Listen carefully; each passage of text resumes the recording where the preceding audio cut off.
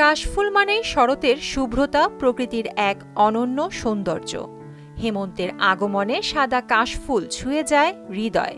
তাই প্রকৃতির অনন্য নিদর্শন কাশফুলের নয়নাভিরাম দৃশ্য উপভোগ করতে গোপালগঞ্জের বিসিক শিল্পনগরী এলাকায় প্রতিদিন ভিড় করছে প্রকৃত প্রেমী শত শত মানুষ।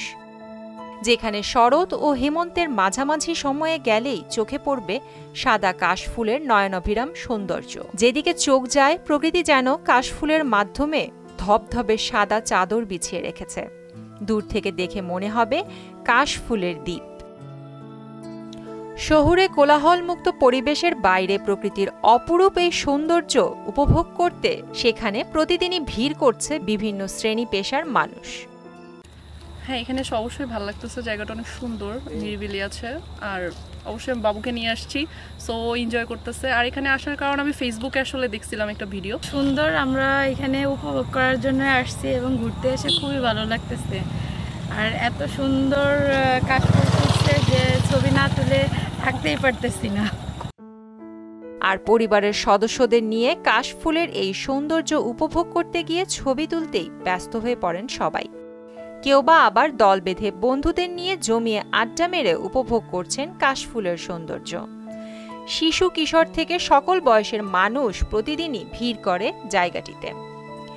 দর্শনার্থীরা বলছেন, শহরের কোলাহল আর যান্ত্রিক জীবনের বাইরে সুস্থতার জন্য হলেও পরিবার পরিজন ও প্রিয়জনকে নিয়ে প্রকৃতির সৌন্দর্য উপভোগ করা উচিত।